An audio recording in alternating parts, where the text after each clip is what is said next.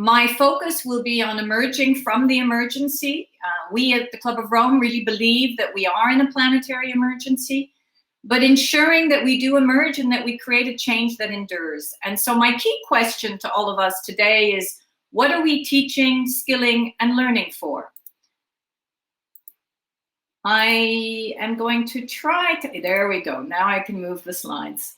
So what I want to focus on first is, what is that context? We know that we have large-scale changes already underway, that from a planetary perspective, we as human beings have had such an impact that if we're going to truly serve as good ancestors and proper citizens for the future, and therefore learn and teach for the future, we need to take this into account.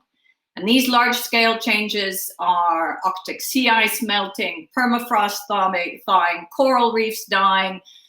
We already see Atlantic circulation slow down since 1950s. Obviously, the cutting of the rainforests, boreal forests that are actually having huge impacts due to fire, due to climate change, etc.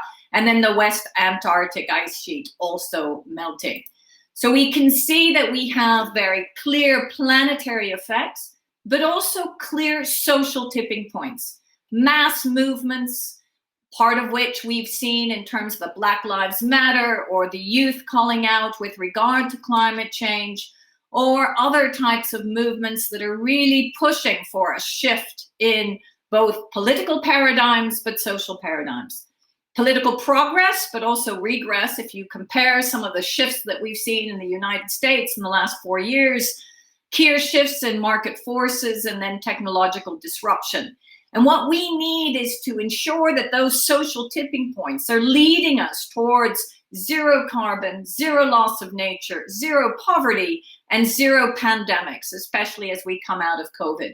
So the 2020s are a time of great action, but also reflection as to how we create people for the future. What is the learning that we need in order to be good citizens and good ancestors? If we look at COVID, we can see the impact across the globe, and the learnings are very clear. One, we are all vulnerable, and we are as vulnerable as the weakest link in the chain. So a virus in China can affect the rest of the world. We also know that as we were in lockdown, an openness of an understanding of what is the most essential. Can we take and tap into that consciousness of what it is that is fundamental, our lives, our livelihoods, access to good healthcare, ensuring actually that we have access to nature, that we can reboot ourselves. These are some of the learnings that we've seen, but also incredible transformational change in communities and also on university sites and areas where there's a great deal of exchange of knowledge and also exchange of pain because of the emotions and the clear destruction from COVID. What we have called for at the Club of Rome is 10 urgent actions for the transformation. And within those urgent actions, we've made it very clear that by the end of 2020, we want to ensure that we have access to health services, education, and employment programs that are fostering the transformation, learning, and innovation, reskilling, and retraining of displaced workers and youth to increase the resilience of future generations to economic health and ecological shocks post-COVID. This is very important. This sets the foundation for the needs of what we actually are looking towards in terms of new teaching, new learning, new skilling. And when we look at these needs, we know very clearly that we can no longer promote linear thinking, that we have to think about systems because the complexity of what is hitting us must actually be taken into consideration when we develop the problem solving and the solutions. So we need to look at the whole, the entire network, the way in which we are teaching for people to be able to resolve problems that are much more complex to enable us to actually emerge. That means that we, within the sustainability context, obviously need to have an understanding and a grounding of the SDG goals. How do we integrate these goals into the way in which we teach, into the way in which we learn, but also ensure that we adapt them to the complexities of the world that we have around us. So create feedback loops, create deep facilitation of being able to have a continuous exchange to be able to problem solve. We also know, interestingly enough, that the business community is starting to shift very clearly. So those actually that are in companies that are having new training are starting to learn that sustainability is core to their business, is no longer just given to a sustainability officer. And that therefore, actually, through COVID, we have seen a tripling of the amount of funds that have gone into environment, social, and governance investments. Much more than those companies that actually have not de-risked their value chain and taken into consideration the complexity of the tipping points that I was speaking about before. We also know that we have new economic models, and that, for example, at the national level, we have seen in New Zealand, in Finland, in Iceland, in Scotland, and in Wales, brand new economic models that are going beyond GDP growth and looking at new types of indicators. And within that, if we look at the economic and the societal indicators, we see the importance of education, knowledge, and skills. And this, linked with environmental indicators, is creating a brand new economic model for greater well-being for most citizens. We also know that at the local level, we're seeing a brand new type of donut economy. Again, trying to build in the social indicators, which have a huge educational element, and you can see that inside the donut, as well as outside being and taking into consideration the planetary boundaries. So ensure that we meet basic human needs to ensure dignity. Again, coming out of COVID, a very important point. Ensure that we live within the planetary boundaries. Ensure that no one falls short of life's essentials, food, housing, healthcare, and having a political voice.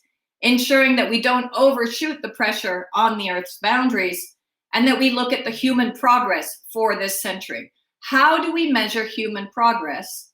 How do we ensure that we stress test our educational knowledge systems in order to enable us to truly progress as a human species within these planetary boundaries? At the European level, the European Green Deal also reminds us the importance of social considerations within the transition.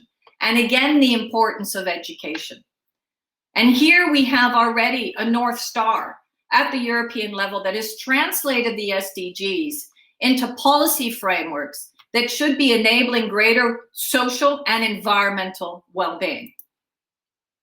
What we've done at the Club of Rome, working with partners, is to actually take this Green Deal and work with the European Commission to see how we can implement it into key progress principles, what we call the system change compass.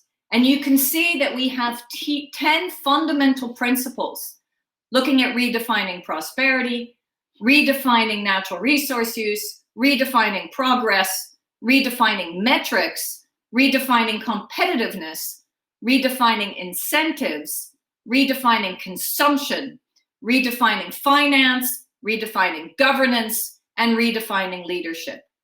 If we are going to redefine all of these areas, what type of people do we need to enable us to increase that progress? Not only citizens on the ground, but new skilled workers, the engineers of the future, the economists of the future, the sociologists of the future, the anthropologists of the future. How do we ensure that all kinds of higher education, but continued learning, enables us to bring forward these key principles, to translate exactly what we need into reality? So shifting from these principles, we've looked at system level orientations, then key ecosystem level orientations, and then key champions. And those champions are actually, where do we want to take some of those investments that we have seen now shifting around environment, social, and governance? indicators into key new industries. And again, who are those people that are going to work for those industries? How can we train them, reskill them, shifting coal into energy that is clean or energy efficiency? So what does this all mean for learning and education? There is no single answer or magical solution. We know we need a systems approach, and we know we have different techniques at hand. Working at the Cambridge Institute for Sustainability Leadership has one of the largest executive programs that we've been able to fundamentally work with different companies in order to ensure that we bring them into the 21st century thinking of what sustainability truly is when integrated into new business models. Here through the SAIL Academy, in working with Systemic and other partners, we're also working with policymakers, and in particular with the European Commission and member states, to bring in a variety of different ways of exchanging knowledge and ensuring new skill development, even within the policy realm. High-level workshops, practitioner sessions, and holistic policymaking learning solutions as a broad-based package to ensure that there is proper knowledge development and a shift in understanding the complexities within policy making and bringing forward the skills necessary. In my role as chair of the new economic and social impacts of research and innovation think tank at the European Commission, we've also given some very deep thought to what does this look like in practice? How do we shift education and universities, both in terms of important realms of research and innovation, but also in terms of two other key indicators. One, what are the educational programs that are necessary today to ensure that actually the leaders of tomorrow, at whatever age, are properly trained to deal with the complexities at hand? But two, as we've seen through COVID, how do universities or knowledge centers serve as areas to also build people's confidence, to ensure, as you will see through some of our recommendations, that also the issues around mental illness or around emotional instability due to the impacts of COVID, the fear of future pandemics, and the fear of future shocks are dealt with in an intergenerational conversation. What we have done through ASEER is to look at very much at how we can protect, prepare, and transform Europe. And we've done this through a series of briefs. In our first brief, we very much looked at how can we actually design the future that we need in order to be able to protect, prepare, and transform Europe. How can we develop the dynamic capabilities in the public sector to ensure effective governance and create the right organizational structures and skills to provide an agile, dynamic response to COVID? What is needed from capacity building for the public sector as we are faced with this crisis and as we prepare resilience for future crises? How can we equip both public and private sector actors with the skill sets, institutional capabilities, organizational structures, and economic frameworks necessary to rise to the challenges that we actually have today, and potentially very clear future challenges? Because as we said from the Club of Rome already 50 years ago, we will not have one singular crisis. We will have a multitude of crises that we will need to prepare for. How can we better prepare today's youth to be tomorrow's leaders? What does that look like? How can they look and be complex solution providers through better adapted universities and educational systems? And how can we incorporate into all initiatives a component of lifelong learning practices and capability building in adapting to change and uncertainty? What does that look like? And what is it in a working relationship with others, no matter what the conditions, even if we might be under undue stress? In our focus paper, and we had 3 focus papers, 3 of which will be published very soon, we have one focus paper on the future of European universities. And I'd like to share with you some of the key results from that analysis.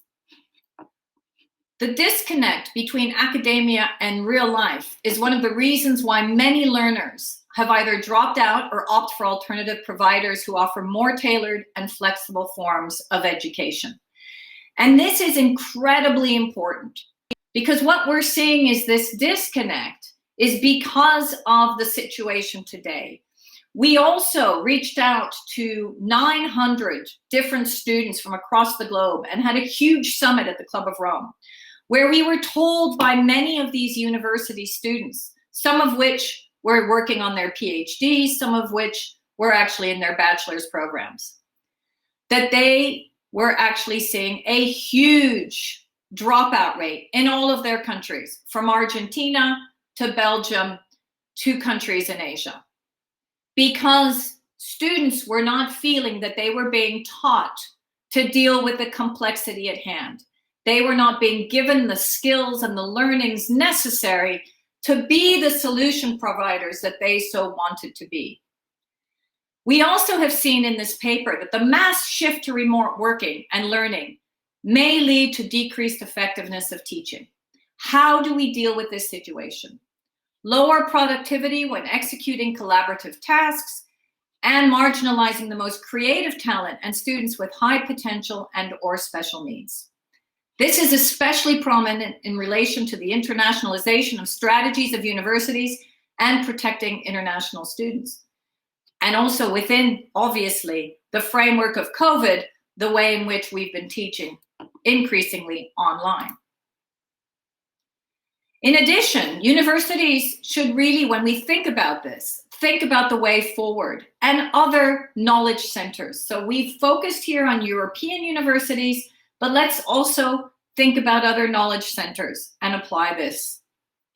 Universities should put a special focus in the short term on individuals and remote teams of students and faculty on keeping up social connectivity, again, very difficult during the pandemic, supporting mental and physical health, and improving the online workplace and tools. So we are not just thinking about educational programs. We're thinking about programs that continue to support knowledge exchange, but also the health and well-being of citizens. In the midterm, these short-term adaptation initiatives should be institutionalized as new policies. So universities should envisage a number of strategies and policies, including diverse funding schemes for financing education. And this can be applied to technical institutions. It can be applied to any knowledge center, more flexible educational offerings, and research careers, allowing student and faculty inroads to academia. And early observations on the adaptation strategies to the pandemic show that European universities, and this is very important in Europe, that we have been actually much less flexible in looking at the impact of COVID and the way in which we need to shift our teaching and our learning skills. So what can we actually do? Is the post-COVID world where higher education will be much more online or hybrid in the form? Do we actually risk losing the game as the world of the digital platform is very unequal and it's winners take all? Can European universities ensure that they can continue to act as champions of international cooperation and global networked enterprises of science? Again, very important from a science, research, and innovation perspective, but also the important counterweight to current trends towards nationalism, protectionism, and isolationism, and an important counterweight to ensuring that we are able to function and build this resilience to future crises. Universities must also take on the mission to invest in cross-sector collaboration and become brokers between public and private sectors, global magnets for talent and innovation, connectors, and community builders. And then very important call to lifelong learning and continuous reskilling, which would require universities and other institutions to take advantage of the pandemic as the moment to shift their approach from 5-degree programs to 50-year learning curriculums. Let's take another slightly step back and think through what this actually means in terms of asking the right questions. And are we really learning new ways of becoming human? If we're going to shift universities, if we're going to shift upper education, if we're going to shift knowledge centers and talk about lifelong learning, how do we adapt this to what we need in terms of the future? And what we try to do is frame the transformations we need to achieve as a huge process of exploration and learning, in which the mobilization of education and the active participation of youth and intergenerational dialogues will play an absolutely critical role. We need to redefine the way we look at education to make sure that when we do bring in these new learnings, when we do have this exchange, we very much focus on storytelling and also on results. If we take the Bildung example, we can see that the story is built around Denmark or even the Nordics, and the way in which they broadened out the teaching through Christian Kold, who figured out to teach in such a way that, for example, young farmhands learned to think for themselves. But he told them this through stories and then asked the right questions. Once he had their attention, he was then able to broaden his farming techniques or discussions into science, philosophy, history, religion, etc.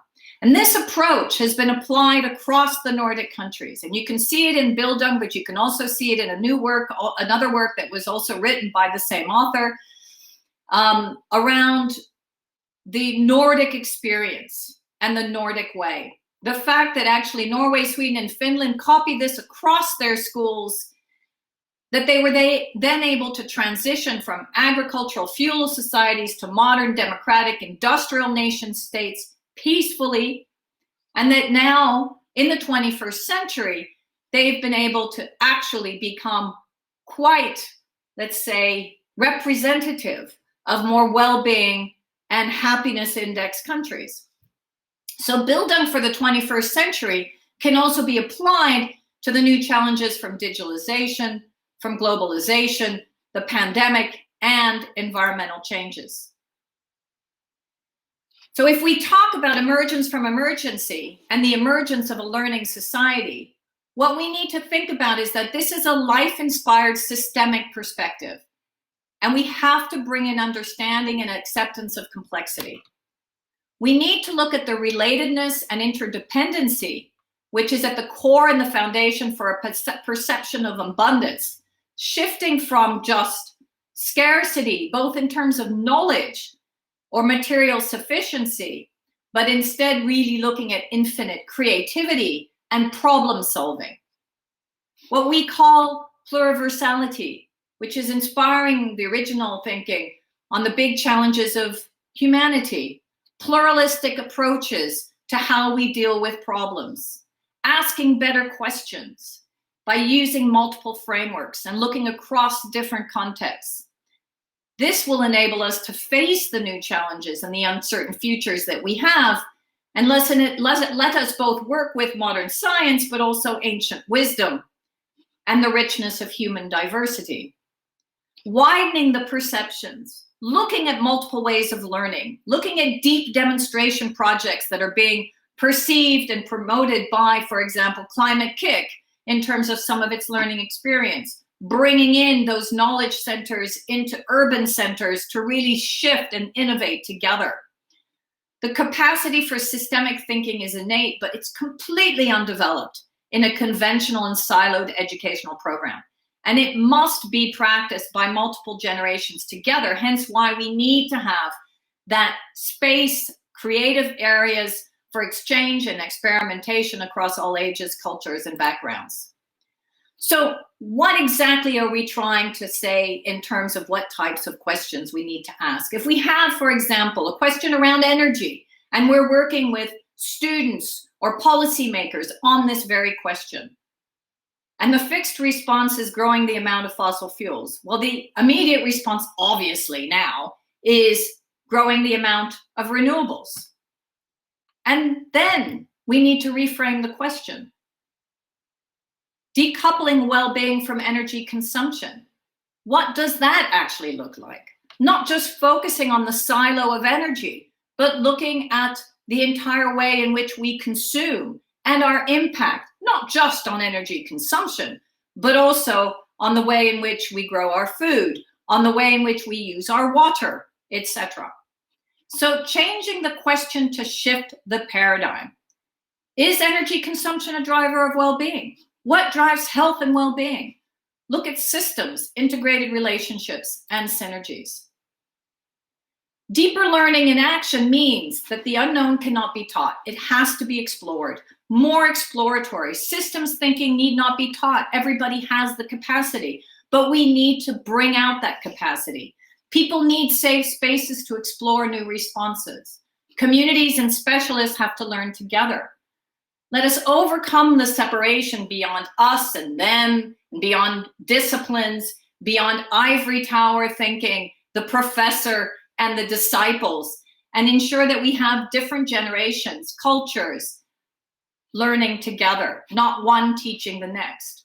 Life is clearly relational, and it's about moving from the ego to the eco, the broader community, and that is what teaching, skilling, and learning is all about.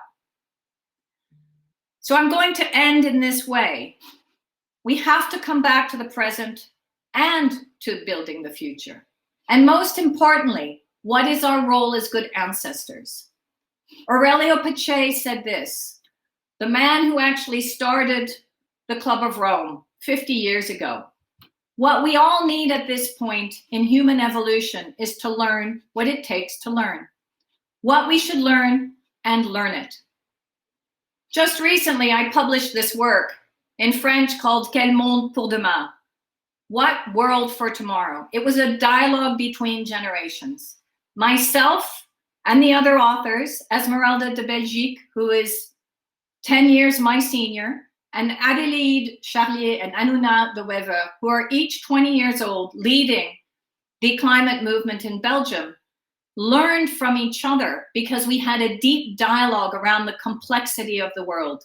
This is just one example of how we can continue to shift the paradigm by starting to have the right discussions and asking the right questions. Thank you very much. And I look forward to your questions. Sandrine, thank you a lot for this great explanation. It was overwhelming, the number of I would say questions that you raised in our minds with your brilliant exposition. We have already some questions in our Q&A function tool, but I would like first, because this subject it's really something that really touched me a lot, and also because some of the questions that our audience have posed here are really relevant regarding I would say the role that universities of applied sciences have to play in this scenario and in this, I would say, this paradigm change or paradigm shift situation. So I would like to remember a very good friend of mine who was my professor a long time ago. We used to say that normally you cannot create a tree hugger at the age of 18, right? So it goes clearly along with what you said, that we need to change the way we teach, but we need to do it on an integrated fashion, and we need to start much earlier than we actually do. Because if we think upon issues as, for example, the question of sustainable development or sustainability, we introduced those concepts in 1987, and I would say that for almost 20 years, they have been misguided and misled to the way of doing things. We have just used them as big words in order to win some competitions, to win some projects, but we do not really knew what they really meant.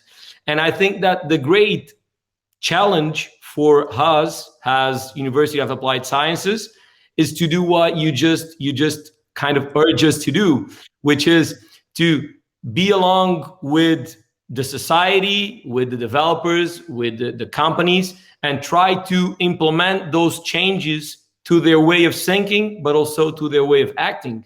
And so, being this brief introduction, I will address you the first question from our audience, which is that implementing and facilitating such great mind change within the society, you usually needs to follow some priorities. And the question is, are there any specific education and learning target groups that you see as key players across the entire education and lifelong learning process. How do you see it, and how can we manage? Because normally, as educators, we, as I mentioned in the beginning, we find a product which is not completely developed, but which has a long run when it accesses the higher education. So can you elaborate a little more in this perspective, and how do you see it? How can we promote that change? Yeah, so first, Luis, to your very good point also around how do you actually change people's mindsets within universities and also in other knowledge institutions. And how do you start very soon? I mean, clearly, we're talking about universities here, but the educational system has to shift, not just at universities. We need to start much earlier. So national priorities, if we're going to talk about priorities first, need to go to ensuring that actually our primary school education changes, and that the way in which we look at the world already starts then to be very different from the way in which we teach today. So that would be my first condition, that we can't just hold universities accountable for not training the future leaders. We need to hold our entire educational system accountable and start from systematically primary schools, secondary education, and then universities, technical education, etc. So that would be the first. We need to also shift the way we look at theory and the way we look at problem solving. And the key constraint here, and I am not, I mean, apart from the fact that I do work at the University of Cambridge as coming in to train some of the executives and also sit on boards for different universities, I am not necessarily what you would call a trained educator.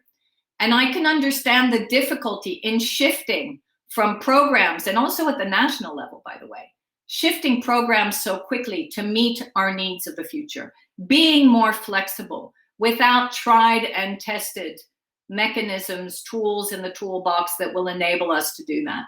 So there are some tensions there between ensuring that we are flexible, taking into consideration the world around us, building programs that enable that level of flexibility, and yet using tried and tested methods to enable better learning, and still giving the basics. So all of that needs to be played with very clearly. When we come to the university system, I think there are a few key constraints. One is clearly that the funding system for universities needs to shift. The research, the way in which we actually create our educational programs, and in particular also our research and innovation programs, are often fostered on finding the right funding and also going after certain ideas by certain individuals or professors or educators, etc. We need to make sure that whatever we do now at the level of universities fosters this people, planet, prosperity reflection. That actually we focus on trying to ensure that we are contributing to the complexity of today's world, that we are ensuring that we have solutions for the future. And to come then to the next point as to how do we best do that and where do we best focus, I had a conversation with top engineering students, and they told me very clearly, and it was on sustainability and climate change, that they are not being educated to be solution providers of the future. And they are frustrated because they go to school every day and they will get an engineering degree, but they do not feel that they are being given the tools to be problem solvers for today's world and tomorrow's world. So how do we actually start to shift? I think you need a multitude of actors. We need to have a conversation at the national level in order to really open up that conversation. But we need to have it also at the European level to ensure that actually across Europe, we also facilitate broader knowledge exchange between different universities across Europe, as well as facilitate better research and innovation in order to optimize our effectiveness and our impact, to make sure that leaders of tomorrow truly are there and that we are actually contributing to this new societal aim of becoming a European Green Deal, social proofed civilization at the European level, moving towards well-being. In terms of other types of specific education or learning target groups, I mean, I again believe that it needs to happen in different ways. If you look at the Bildung approach is very much looking at the community approach. We need to kind of get out of, again, our ivory tower thinking that only universities are going to be the pinnacles of knowledge exchange or of teaching. So we do need to ensure that we cross-fertilize with community knowledge centers, community knowledge programs, lifelong learning programs that can be given in community centers or through different institutes that can complement that continuous learning, and also open up universities.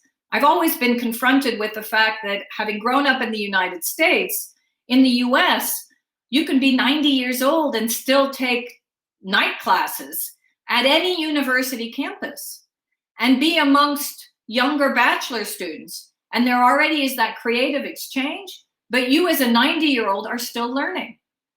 That possibility and capability is not there as much in European universities. We have to destructure universities so they actually fit today's needs. And that's absolutely fundamental. And then the last point I would say is, let's also make sure that as we move into the sciences, which is fundamental to solve some of these deep problems, whether we look at engineering programs, whether we look at new biotech programs or biology programs, climate programs, modeling programs, etc., that we don't give up the arts.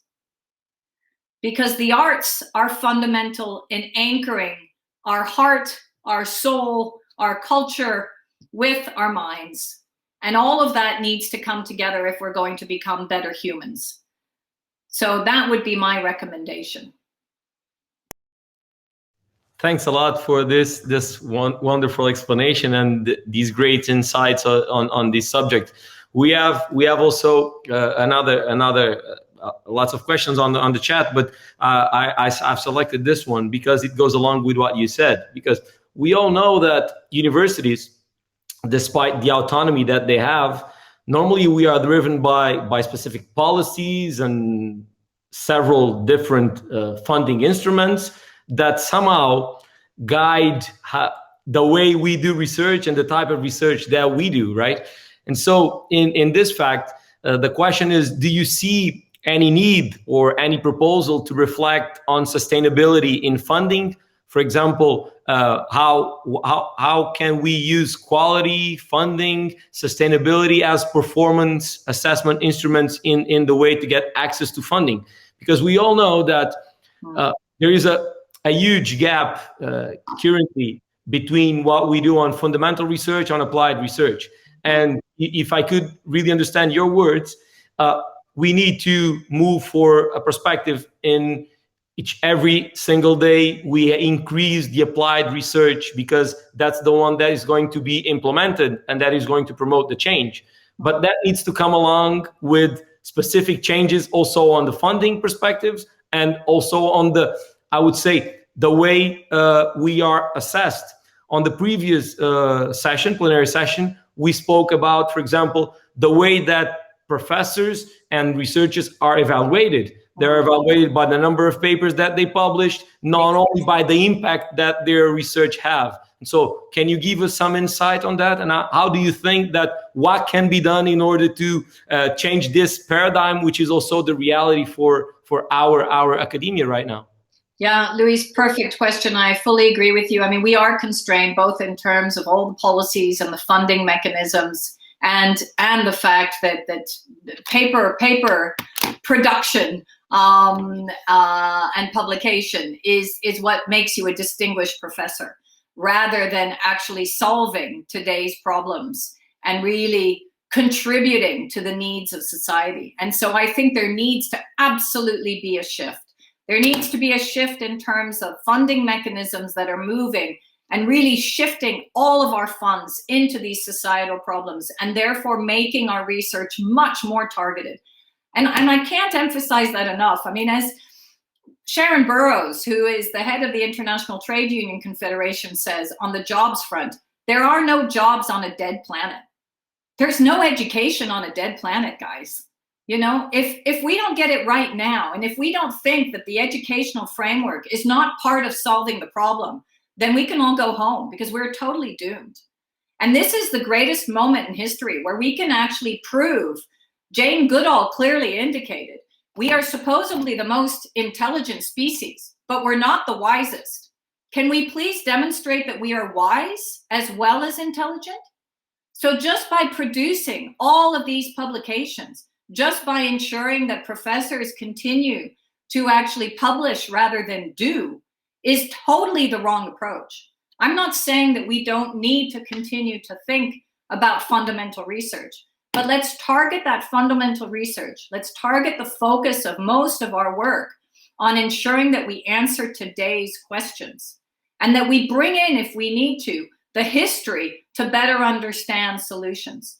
So that would be my first reply to you. Let's make sure that the educational system contributes to where we need to go and really becomes part of the solution providers within this need to emerge from emergency. Then in terms of what do we actually do in practice to enable that to happen? Well, the Horizon funding is very much shifting in this direction. And if you look at research and innovation within the European Commission, they've made their new organizational chart around people, planet, and prosperity. They know, and that is the same that we need to now pass on to universities, that if research and innovation is actually going to fundamentally play a role, it needs to focus on these three key areas: people, planet, prosperity. Educational systems should do the same. The way in which we actually look at the people that we bring in, the professors that we bring in, the tenure, the way in which we look at the entire framework of keeping our professors and also of shifting and bringing in new thinking, that needs to be taken into consideration. We don't have time for ivory tower-esque universities anymore. That is over. Knowledge for the sake of knowledge is not enough. And I'm a real proponent of promoting and pushing knowledge, but we need to remember that now we are facing the greatest crisis that humanity has ever faced. This is the greatest existential risk, and the educational system needs to be part of solving this problem. Totally agree with you. Totally agree. But that moves us for the next question from our audience, which somehow has to do with the different levels of our education levels, and how do you see that change can be done? Because as you know, professional higher education institutions, they are already well established within the regions and the territories in which they work. And normally they focus on the development of professional and transferable skills alongside with offering specific academic courses, right? They are normally aligned with the needs from that region in terms of economic development. Who else do you see that can help to reshape education? Since, as we mentioned at the beginning, we will get that product somehow molded already, and we need to do that change. But it is hard within the framework that we have. As you also mentioned before, we moved with Bologna, we moved from a 5-year degrees to 3-year degrees. And so everything was kind of narrowed and pushed up into a very small period.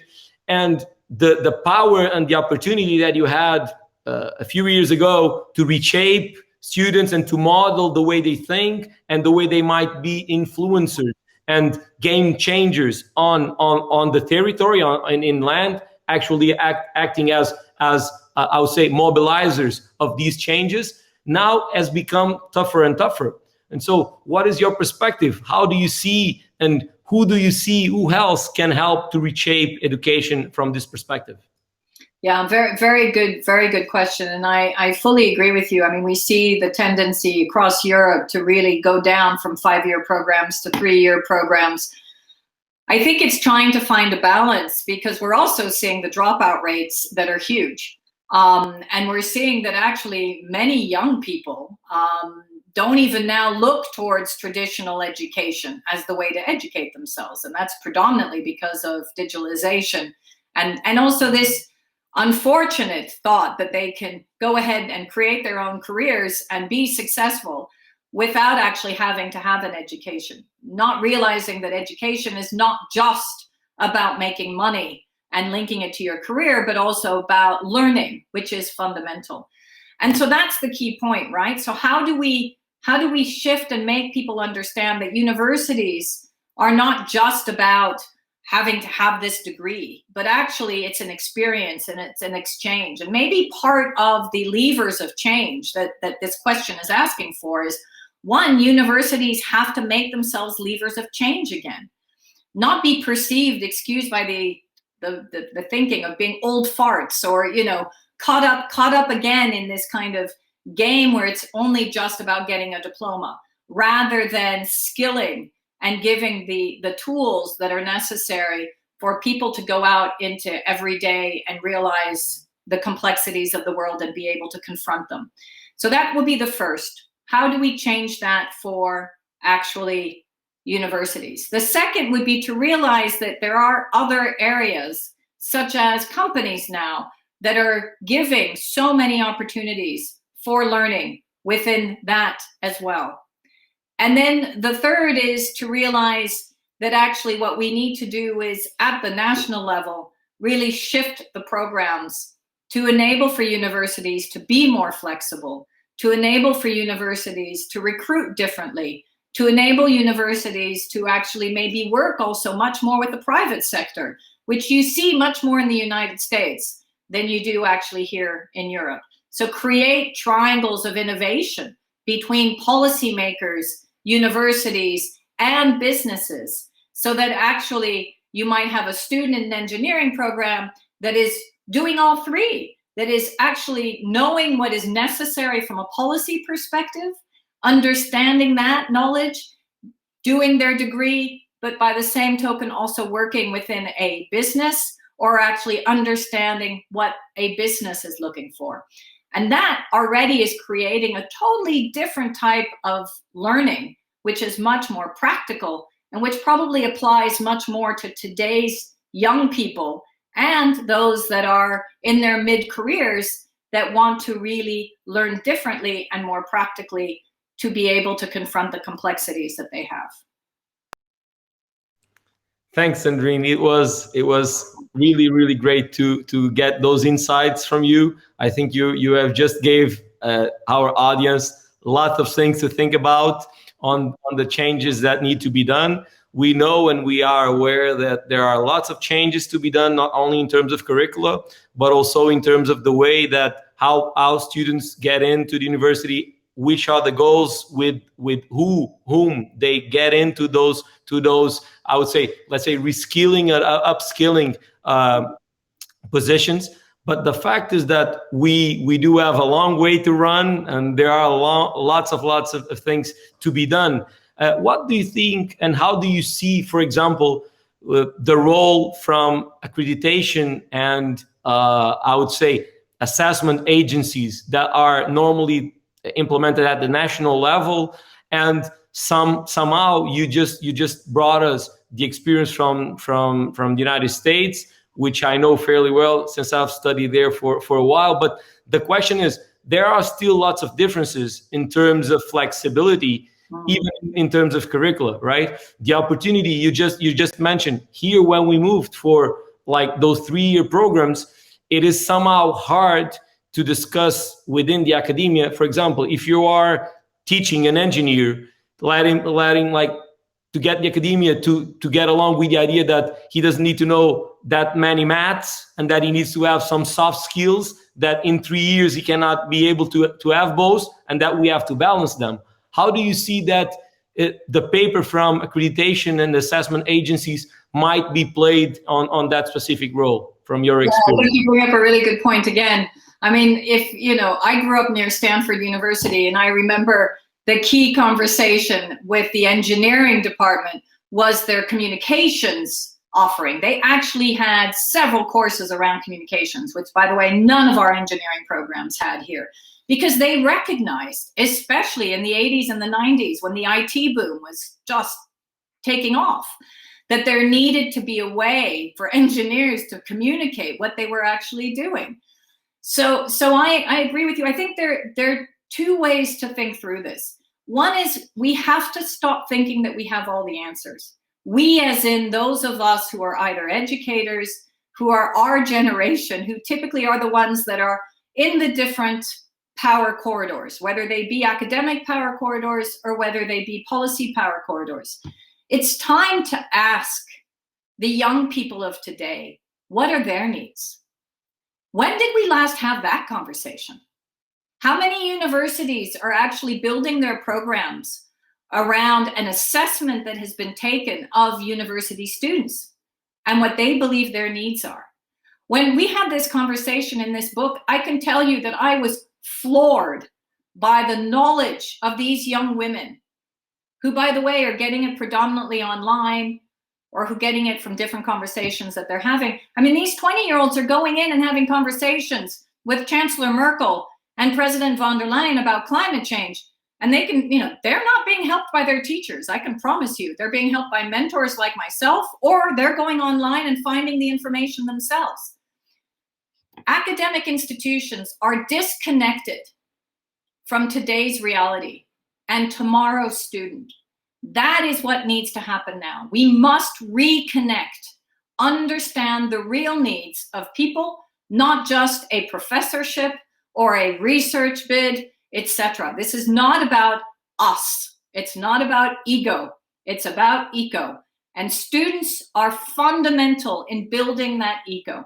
So we all need to use a lot of humility, listen to what the students of the future need, understand the complexities in the world, and rethink the way in which we teach and bring forward those priorities in our programs as soon as possible.